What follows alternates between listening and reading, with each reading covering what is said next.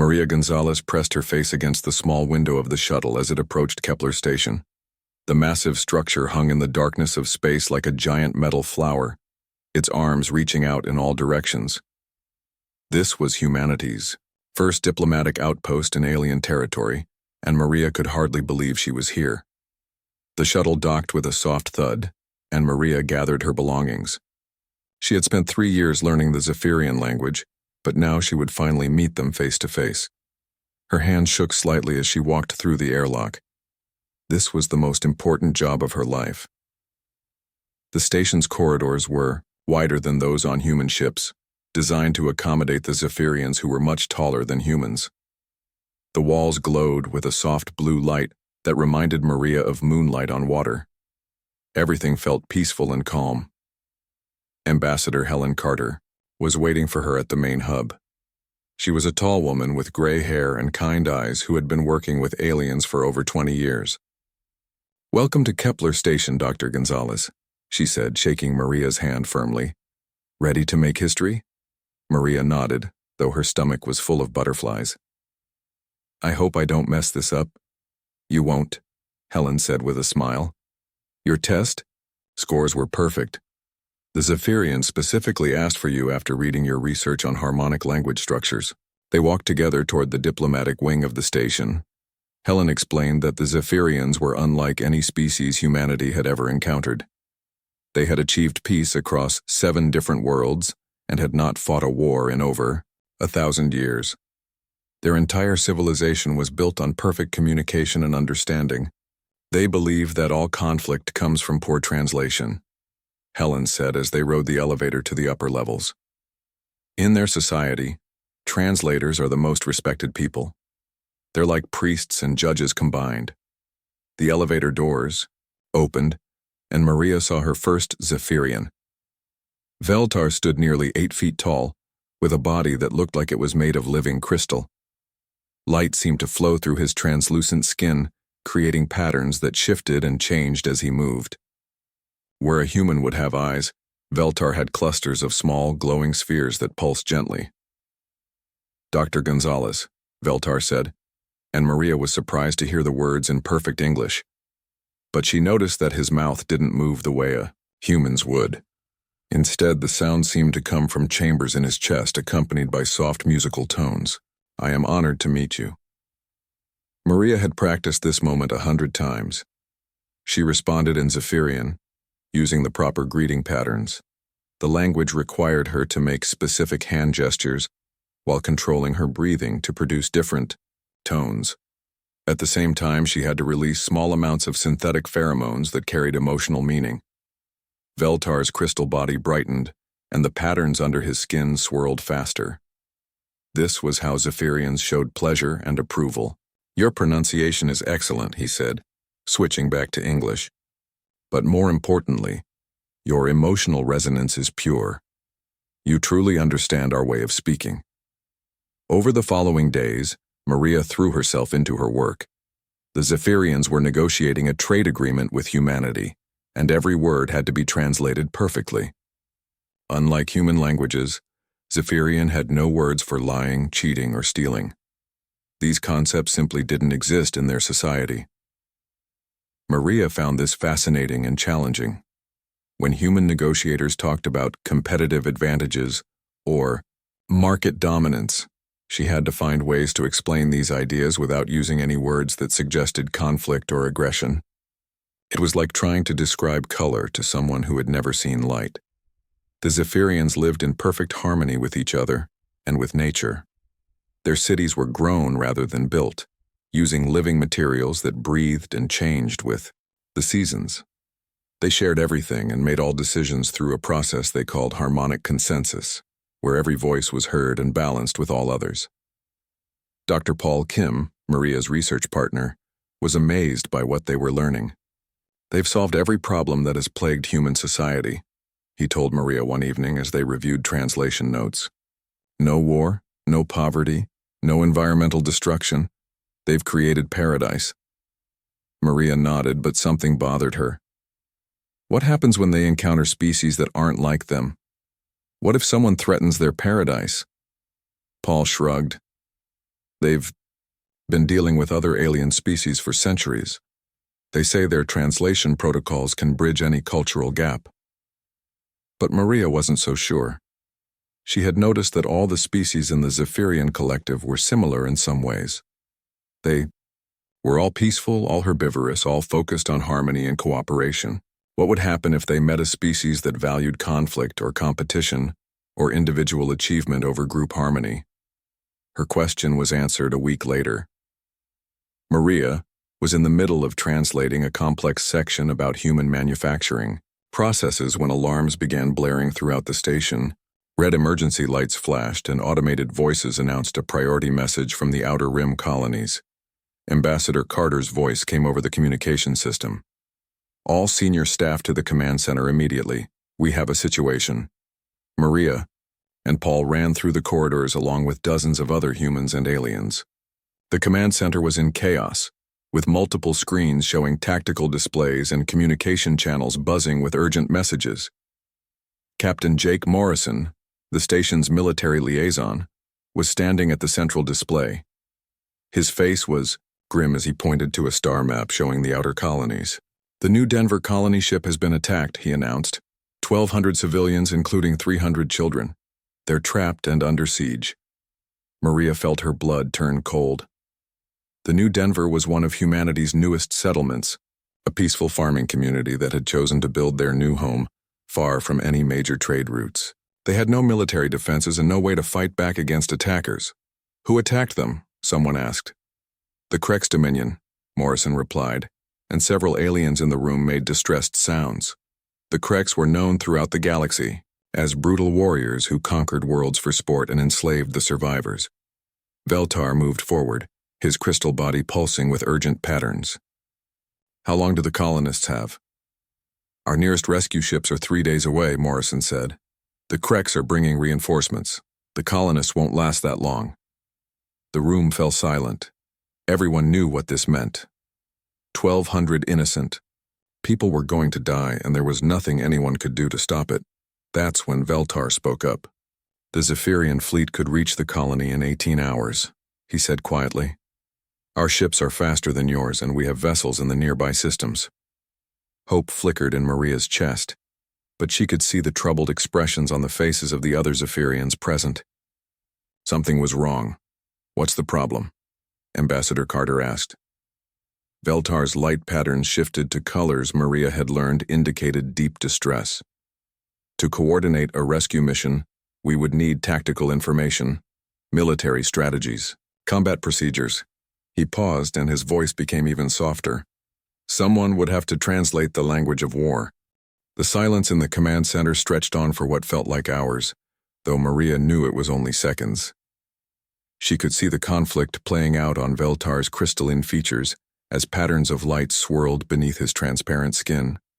Don't understand, Captain Morrison said, looking between the humans and aliens. You have ships that can reach the colony in time. What's the problem with translating tactical information? Veltar exchanged what Maria recognized as a meaningful look with the other Zephyrians present. Prime Harmonizer Zeth Kala, the senior alien diplomat on the station, stepped forward. She was even taller than Veltar, and her crystal body held deeper, more complex light patterns that marked her advanced age and wisdom. Captain Morrison, Zeth Kala began, her voice carrying harmonics that made Maria's bones vibrate gently. In our culture, language is sacred. Words have power beyond your understanding. When someone translates concepts of violence, war, or harm, they become responsible for all actions that follow. Dr. Kim leaned forward. Responsible how? The translator becomes stained, Veltar explained, his light patterns shifting to deep purple, the color of sorrow in Zephyrian culture. In our society, anyone who speaks the words of war is forever marked as a cultural contaminator. They can never return to Zephyrian space. They become, by our standards, a war criminal. Maria felt her heart sink. She had spent years building relationships with the Zephyrians.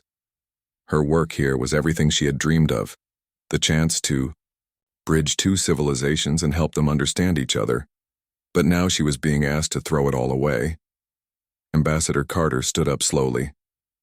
So you're saying that whoever translates the military information needed for the rescue mission will be permanently exiled from Zephyrian society? It is worse than exile, Zethkala said sadly. They would carry the spiritual weight of every death that results from the battle. In our philosophy, the translator bears responsibility for all consequences of their words. Captain Morrison slammed his hand on the table. That's insane. We're talking about saving 1,200 innocent lives. The Zephyrians recoiled at his angry tone, their light patterns flickering to harsh reds and oranges. Maria quickly stepped between them, using her knowledge of Zephyrian culture to diffuse the situation. Captain, please, she said in a calm voice. Anger and loud voices are physically painful to Zephyrians. They experience strong emotions as literal damage to their nervous systems. Morrison took a deep breath and lowered his voice. I'm sorry, but I don't understand how anyone can put cultural rules ahead of human lives. And we do not understand how anyone can treat violence as acceptable, Zethkala replied, though her tone remained gentle. This is why our species have so much to learn from each other. Over the next hour, the command center became a scene of desperate brainstorming. Dr. Kim suggested using computer translation programs, but the Zephyrian language was too complex for machines to handle. The subtle combinations of sound, scent, and gesture that carried meaning could only be interpreted by someone with years of training. Other human translators on the station tried to help, but none had achieved Maria's level of fluency. When they attempted to translate even basic tactical concepts, the Zephyrians couldn't understand them. The cultural gap was too wide, and the technical military language was too specialized. What about using simpler terms? Suggested Lieutenant Sarah Wong, one of Morrison's tactical officers.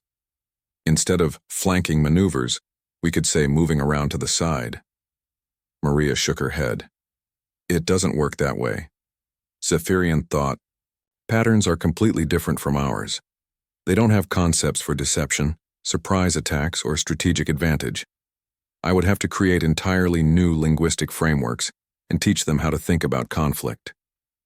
Which is exactly what makes it so dangerous, Veltar added. Maria would not just be translating words, she would be introducing the concept of warfare into our pure language.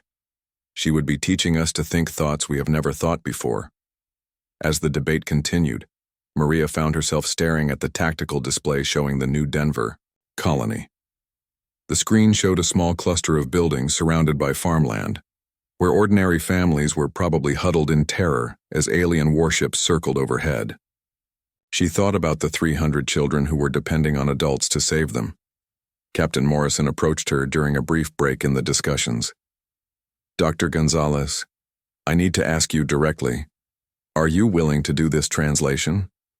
Maria looked around the room at the faces watching her. The humans showed desperate hope mixed with guilt at what they were asking her to sacrifice.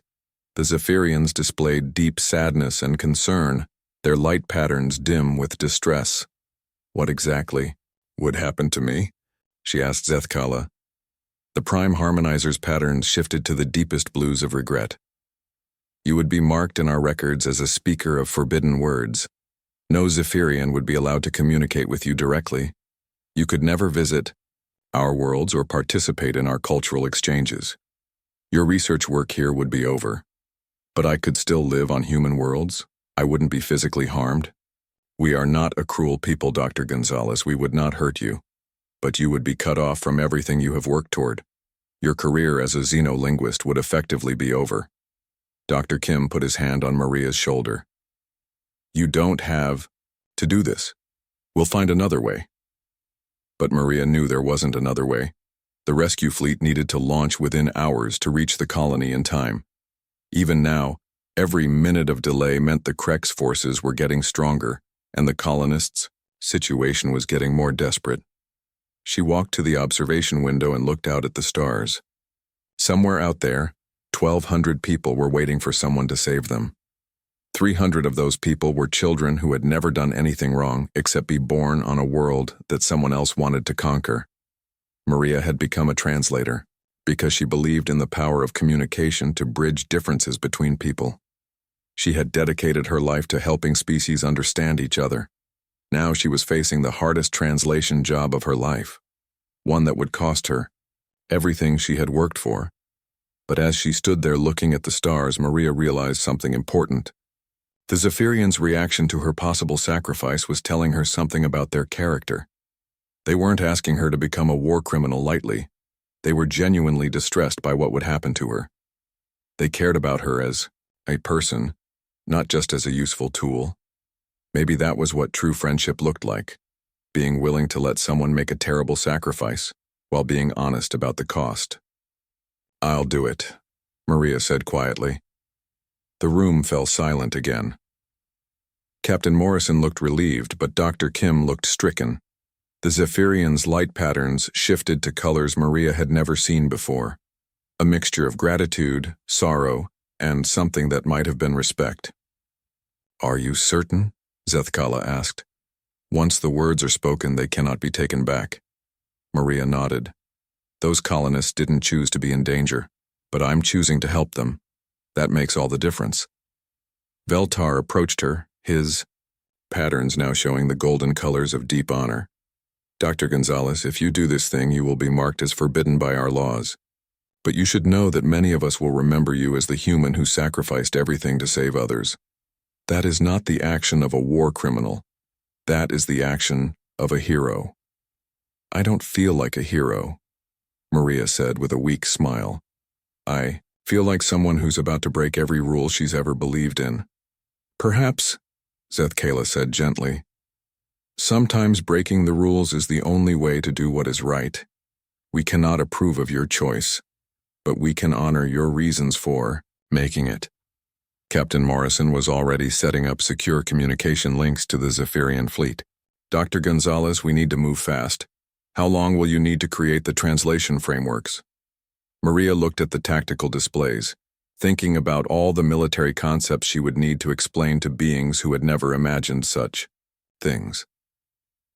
"Give me 2 hours to prepare the basic frameworks. Then we'll need to work directly with the fleet commanders to coordinate the rescue." As she walked toward the translation lab, Maria felt like she was walking toward the end of her old life and the beginning of something entirely different. She had no idea what that something would be, but she knew that 1,200 lives were worth finding out. Maria sat in the translation lab surrounded by holographic displays showing Zephyrian language patterns. Her hands moved quickly across the interface as she built new conceptual frameworks from scratch. Each military term she needed to translate required her to create entirely new ways of thinking in a language that had never needed such concepts. The work was unlike anything she had ever done before. Translating poetry between human languages was child's play compared to this. She was essentially teaching an entire species how to think about warfare, strategy, and violence. Concepts so foreign to them that she had to start with the most basic building blocks of conflict. Dr. Kim worked beside her, feeding her technical specifications and tactical information from the human military database. His face was pale with worry, both for the colonists and for what Maria was sacrificing. "How do you explain flanking maneuver to beings who have never tried to gain an advantage over anyone?" Maria muttered as she worked on a particularly difficult concept. Their language doesn't even have words for advantage or disadvantage in a competitive sense. She started with the concept of positioning, using Zephyrian ideas about optimal placement for growing crops or arranging musical harmonies. Then she slowly built up to the idea that positioning could be used not for harmony, but for tactical benefit in conflict situations. Captain Morrison paced behind them, checking his watch every few minutes. "The Zephyrian fleet is standing by," he reported, "but we're running out of time. The Krex reinforcements will arrive at New Denver in less than 15 hours. Maria's fingers flew over the controls as she created translation algorithms for weapon systems. This was the hardest part, explaining tools designed to hurt and destroy to a species that had never built anything intended to cause harm. She had to find ways to describe plasma cannons and shield generators using Zephyrian concepts of energy flow and protective barriers. Veltar entered the lab quietly, his crystal form dim with distress. "May I observe?" he asked softly. "I wish to understand what you are doing to our language." Maria paused in her work. It might be painful for you to watch. I know, Veltar replied. But someone should witness this. Someone should remember how the words of war first came to our people. As Maria continued working, she could see Veltar's light patterns growing more agitated. Every time she created a new framework for violence or strategy, his crystalline body flickered with colors of pain and confusion. She was literally watching him process thoughts that his species had never needed to think. This is what you call weapons targeting, Maria explained as she demonstrated a tactical display. It means choosing which enemy ships to attack first based on their threat level and strategic importance. Veltar's patterns shifted to deep purples and blacks. You mean deliberately choosing to cause harm in an organized way? Planning suffering in advance? Yes, Maria said quietly. I'm sorry. Do not apologize, Veltar said, though his voice trembled with harmonics of distress. You are saving lives. I am beginning to understand why your species survived when so many others did not. You are willing to bear the weight of terrible knowledge if it serves a greater good. The translation work took 6 hours, much longer than Maria had hoped. By the time she finished, she felt mentally and emotionally drained. She had created over 300 new conceptual frameworks, essentially expanding the Zephyrian language to include ideas it was never meant to contain. The completed translation package was sent to the Zephyrian fleet, and Maria joined the command team in coordinating the rescue mission. Working with Fleet Commander HFY, she guided the Zephyrian ships through human tactical procedures while they approached the new Denver system. The Kreks have positioned their ships in a standard siege formation, Captain Morrison explained, pointing to the tactical display. They're using their heavy cruisers to blockade escape routes while their smaller ships harry the colony defenses. Maria translated this into Zephyrian, watching Commander HFY's patterns shift as he processed the information. It was like watching someone learn to see color for the first time, fascinating and disturbing at once.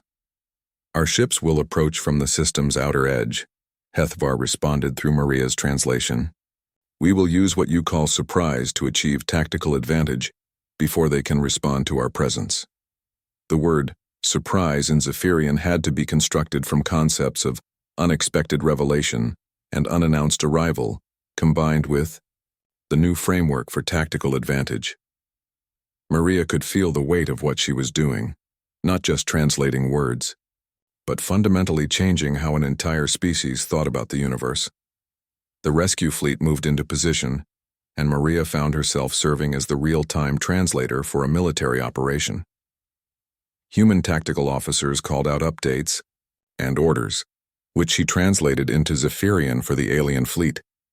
At the same time, she translated Zephyrian observations and responses back to the human commanders. Krek's heavy cruiser moving to intercept our left flank, came a report from one of the Zephyrian ships. Recommend evasive pattern Delta 7, Morrison responded. What is evasive pattern Delta 7? Maria asked quickly. Scattered movement to avoid enemy fire while maintaining formation integrity. Maria translated rapidly, building the concept from Zephyrian ideas about flocking behavior in their aerial wildlife, combined with the new framework for avoiding hostile action. The battle was unlike anything the Zephyrians had ever experienced. Their ships were built for exploration and peaceful contact, not warfare. But their advanced technology and Maria's translations allowed them to coordinate effectively with human tactical doctrine. Krek's ships are focusing their attack on our rescue shuttles, came another report. Can we draw their fire? Morrison asked. Commander HFY's response came through Maria. We will interpose ourselves between the enemy and the civilian vessels. Our shields are stronger, and we can absorb more damage. This concept, deliberately accepting harm to protect others, was one of the few violent ideas that resonated with Zephyrian culture. They understood sacrifice for the good of the group, even if they had never applied it in combat before. The rescue operation continued for 4 hours. Maria watched the tactical displays, translating desperate communications as Zephyrian and human ships worked together to evacuate the colonists. Her throat was raw from speaking, and her head pounded from the mental strain of constant translation between radically different ways of thinking.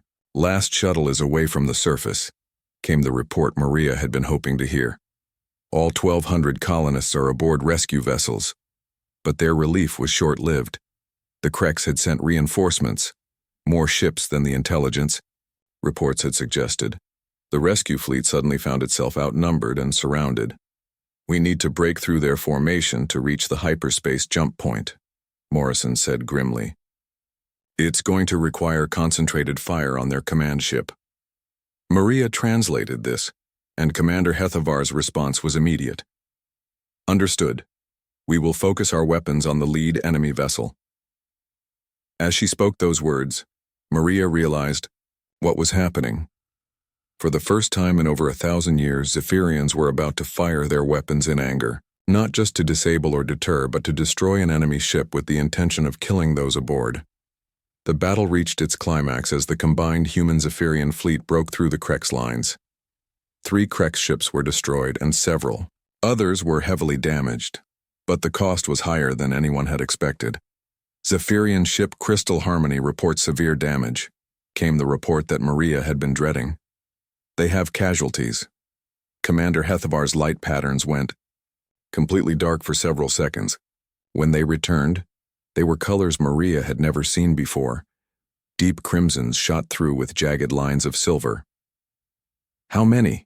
He asked through Maria's translation. 17 injured, 3 in critical condition. These were the first Zephyrian casualties from violence in a millennium. Maria felt the weight of responsibility settling on her shoulders like a physical burden.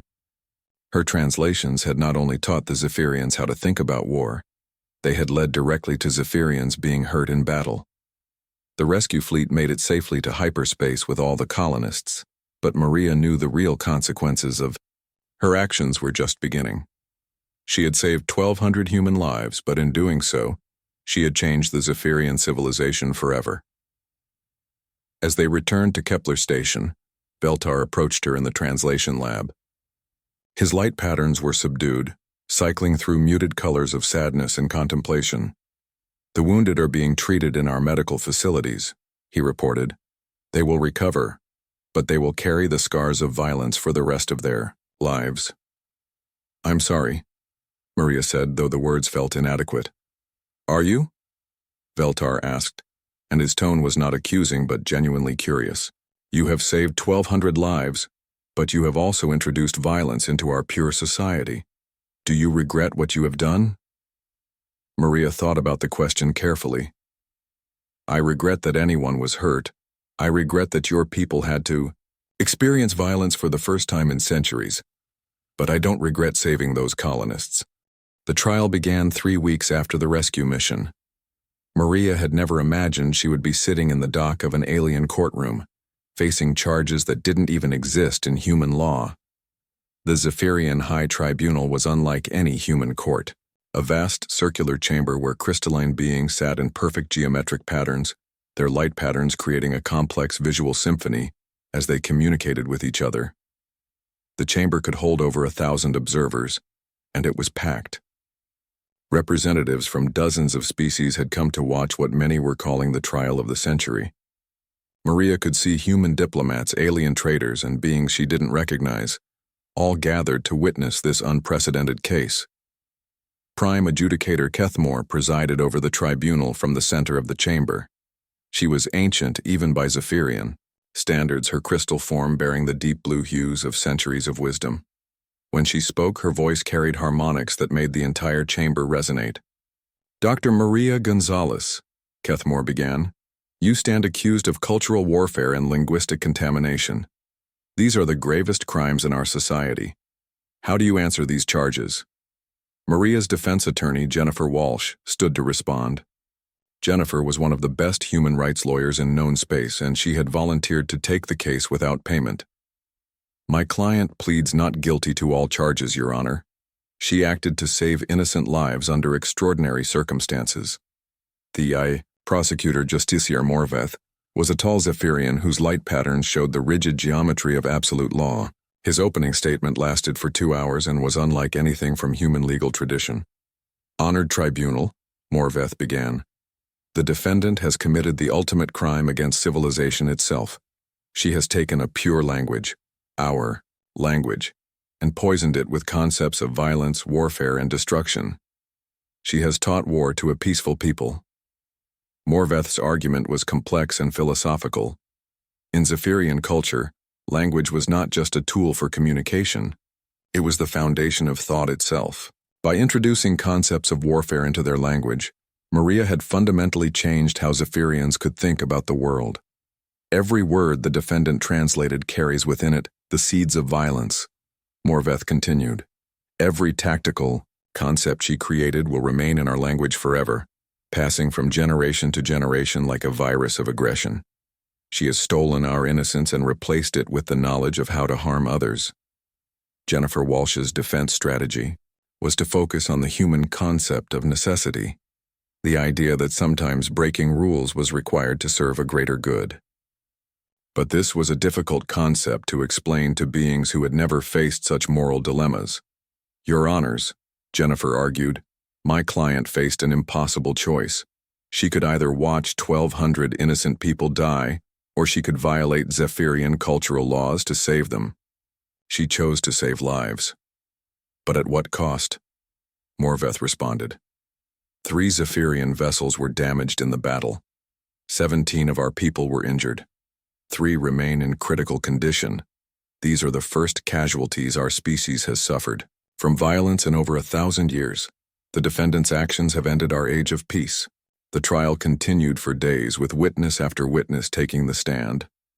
Dr. Kim testified about Maria's dedication to peaceful communication and her reluctance to accept the translation assignment. Captain Morrison described the desperate situation at New Denver and the impossible time constraints they faced. The most powerful testimony came from the colonists themselves. Ben Torres, a young father whose family had been rescued, spoke through tears about watching his children hide, in terror as alien warships circled overhead. Dr. Gonzalez saved my family, he said simply.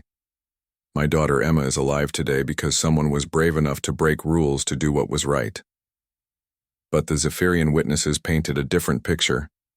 Commander Hethvar, who had led the Howder rescue fleet, described the psychological trauma his crews had experienced during their first combat operation.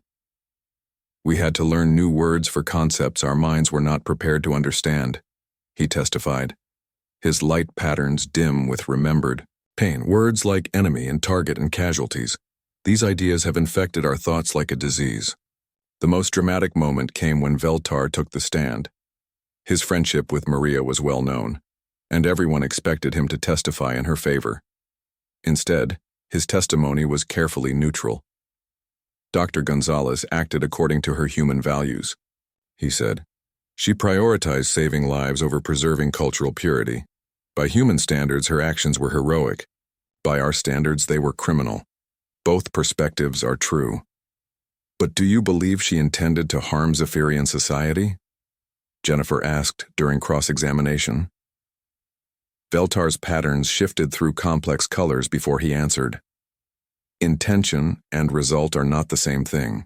A poison does not intend to kill, but it kills nonetheless. Dr. Gonzalez may not have intended to contaminate our culture, but she contaminated it just the same. As the trial progressed, Maria began to understand that she wasn't just being judged for her individual actions. She had become a symbol of the fundamental differences between human and alien approaches to morality. The Zephyrians valued purity and harmony above all else, while humans valued survival and practical results. The philosophical debates were fascinating and frustrating in equal measure. Human observers couldn't understand how saving lives could be considered a crime, while Zephyrian observers couldn't comprehend how contaminating a pure culture could be justified for any reason. Dr. Sarah Martinez, a human philosopher, testified about the concept of moral relativism, the idea that different cultures might have different but equally valid ethical systems. But Justiciar Morveth rejected this notion entirely. There is no relativism in corruption, he argued. Violence is violence, regardless of the species that employs it. By teaching us to think violent thoughts, the defendant has made us complicit in violence itself. The trial's most complex moment came when the tribunal had to decide whether human, moral concepts could be applied to Zephyrian law. Could necessity justify breaking sacred cultural rules? Could the greater good outweigh individual moral purity? Jennifer brought in expert witnesses on comparative ethics, xenopsychology, and interspecies law, but every human argument seemed to clash with fundamental Zephyrian beliefs about the nature of right and wrong. Your Honors, Jennifer said in her closing argument, this case is about more than one person's actions. It's about whether different species can coexist while maintaining their own moral systems. If we condemn Maria for acting according to human values to save human lives, we're saying that only one species' morality can be considered valid. But Morveth's closing argument was equally powerful. The defendant knew our laws. She understood our culture. She chose to violate both to serve her own species' interests. This is the definition of cultural imperialism, forcing one's values on another society through deliberate contamination. As the tribunal deliberated, Maria found herself in a strange position. She was simultaneously being treated as a hero by humans and as a criminal by aliens. Both sides seemed to have valid points, and she wasn't sure which perspective was correct. The deliberation lasted for 3 days. During that time, Maria received thousands of messages from humans throughout the galaxy, thanking her for her sacrifice and supporting her actions. But she also received formal notices from Zephyrian institutions, informing her that she had been permanently banned from their academic programs and cultural exchange initiatives. When the tribunal reconvened to deliver their verdict, the chamber was silent except for the soft harmonics of Zephyrian communication. Prime Adjudicator Kethmore's patterns were somber as she addressed the court. Dr. Maria Gonzalez, she began, this tribunal finds you guilty of cultural warfare and linguistic contamination. Your actions, while intended to save lives, have fundamentally altered our society in ways that cannot be undone. Maria felt her heart sink, but Kethmore continued, however, this tribunal also recognizes that your actions were motivated by a desire to preserve life, which is a value our species shares. Therefore, this court will impose a sentence that reflects both the gravity of your crimes and the nobility of your intentions. The chamber held its breath as Kethmore announced the unprecedented sentence. Dr. Maria Gonzalez, you are hereby appointed as the first guardian of forbidden words. You will be stationed at the border between human and Zephyrian space, where you will study and contain dangerous translations to prevent their further spread. You will be exiled from Zephyrian society, but you will also serve as our protector against future linguistic contamination. Maria stared at the tribunal in shock. She had expected complete exile or memory erasure, the traditional punishments, for her crimes. Instead, she was being given a unique position that had never existed before. This sentence acknowledges both your guilt and your value, Kethmore explained. You have contaminated our language, but you alone understand the nature of that contamination. Who better to guard against future infection than the one who caused the first outbreak? 6 months after the trial, Maria stood on the observation deck of Research Station Unity, watching the stars that marked the border between human and Zephyrian space. The station was her new home, a place where she could work in isolation while serving both species as the guardian of forbidden words. The station itself was a marvel of hybrid technology, built by both human and Zephyrian engineers. The human sections were practical and efficient, while the Zephyrian areas flowed with organic curves and soft lighting.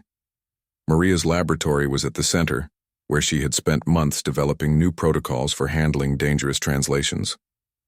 Dr. Kim visited regularly, bringing news from the outside universe and helping with her research.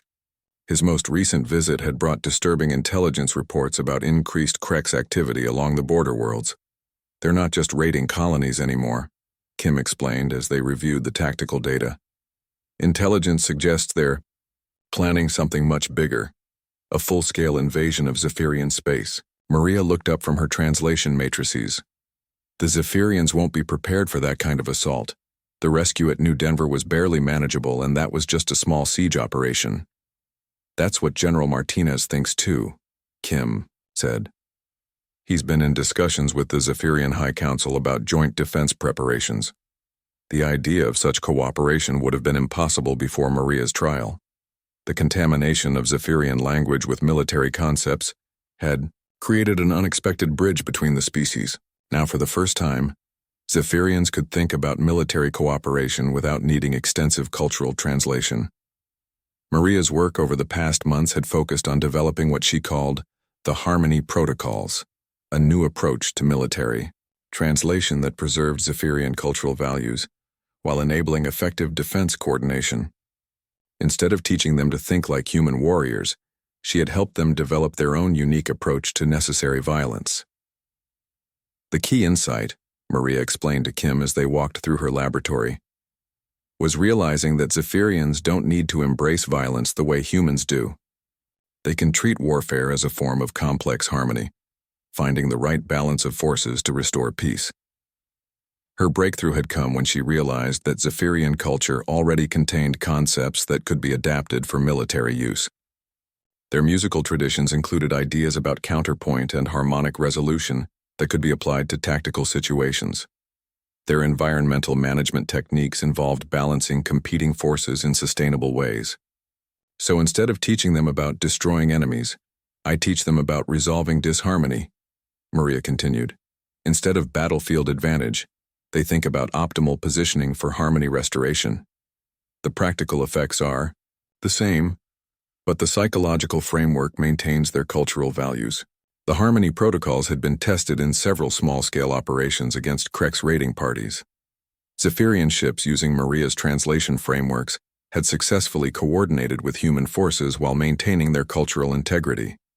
More importantly, Zephyrian crews reported much less psychological trauma than they had experienced during the New Denver rescue. But now they faced a much greater challenge. The intelligence report suggested that the Krex Dominion was massing a fleet of over 200 ships for a major offensive. The target appeared to be the Zephyrian homeworld of Harmonial Prime, where over 3 billion beings lived in perfect peaceful cooperation. Ambassador Carter arrived at the station 3 days later with an unprecedented request. The Zephyrian High Council wants to establish a joint command structure with human forces, she explained to Maria. They're asking for you to serve as the primary translator for the entire defense operation. Maria felt a familiar weight settling on her shoulders. That would mean translating strategic information for the largest military operation in Zephyrian history. The cultural contamination would be massive. But you've developed protocols to minimize the damage, Carter pointed out. The Harmony Protocols have been successful in smaller operations. Small operations are different, Maria replied. What they're asking for would require me to translate information about fleet movements, planetary defense systems, and large-scale tactical coordination. I'd be teaching them how to think about warfare on a civilizational level. The decision was made easier by a message that arrived from Veltar. Despite Maria's status as a cultural contaminator, he had maintained unofficial contact with her throughout her exile. Dr. Gonzalez, his message began. I am writing to inform you that the High Council has authorized direct communication with you regarding the current crisis. We understand the cost of what we are asking, but 3 billion lives hang in the balance. The message continued with detailed intelligence about the Krex fleet composition and probable attack vectors. Reading it, Maria realized that this invasion would be unlike anything the galaxy had ever seen. The Krex weren't just planning to conquer Zephyrian territory, they intended to completely destroy Zephyrian civilization and culture. They know our weaknesses now, Veltar's message explained. The Krex have studied our peaceful nature and developed strategies specifically designed to exploit it. They plan to target our cultural centers first, our libraries, our harmony schools, our translation academies. They want to destroy not just our people but our way of life. Maria made her decision that night standing alone on the observation deck and looking toward Zephyrian space. She could see the distant glow of Harmonial Prime, a star system where billions of beings lived in the kind of peaceful cooperation that humanity had never achieved. She activated the communication system and sent a message to the Zephyrian High Council. I accept your request. I will serve as primary translator for the joint defense operation. Send me your fleet commanders. We have work to do. The next month was the most intense period of Maria's life. Working with General Martinez and Fleet Commander HFY, she developed comprehensive translation protocols for the largest military operation in galactic history. Human and Zephyrian ships would work together in formations that had never been attempted before.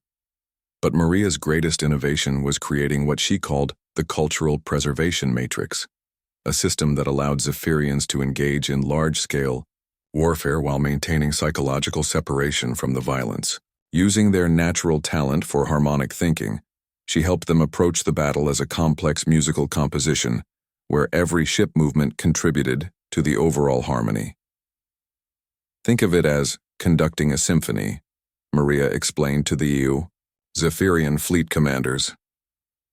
Each ship is an instrument, each tactical maneuver is a musical phrase. The goal is not to destroy, but to create a harmony so perfect that dissonance cannot exist within it. The battle for Harmonial Prime began at dawn on a Tuesday that Maria would never forget. 237 Krek ships dropped out of hyperspace in a coordinated assault formation, expecting to face the same peaceful, defenseless civilization they had encountered before. Instead, they found a combined human-Zephyrian fleet of over 400 vessels, operating under Maria's Harmony protocols with unprecedented coordination. The Zephyrian ships moved like dancers in a vast ballet, their formations flowing and shifting in response to enemy movements, with grace that human commanders found breathtaking. They're treating this like performance art, General Martinez observed, as he watched the battle unfold from the command center Maria had established on Research Station Unity. In a way they are, Maria replied, her hands flying over translation interfaces as she coordinated communication between human and Zephyrian commanders. To them, this isn't warfare, it's the ultimate expression of harmony. They're not trying to defeat enemies, they're trying to resolve dissonance in the universe itself. The battle lasted 18 hours and ended with complete victory for the Allied forces. The Krek's fleet was either destroyed or captured, and not a single civilian target on Harmonial Prime was damaged. More remarkably, Zephyrian casualties were minimal. Their harmonic approach to warfare had proven more effective than traditional human tactics. But the true measure of Maria's success came in the aftermath. Unlike the trauma that had followed the New Denver rescue, Zephyrian crews reported a sense of fulfillment and accomplishment. They had engaged in large-scale violence without losing their cultural identity or psychological well-being. 3 weeks after the battle, Maria received an unprecedented message from Prime Adjudicator Kethmore. The same tribunal that had found her guilty of cultural contamination was now offering her something that had never been offered to an alien before: honorary membership in the Zephyrian Cultural Preservation Council. Your work has shown us that it is possible to engage with necessary violence without losing our essential nature, Kethmore's message explained. You have not just translated our languages, you have helped us discover new ways of being ourselves. The final validation came when the Galactic Council established the Department of Ethical Translation, with Maria as its first director. Her job would be to help other species navigate the complex moral challenges that arose when different cultures needed to work together while maintaining their own values. Standing on the observation deck of her new headquarters, Maria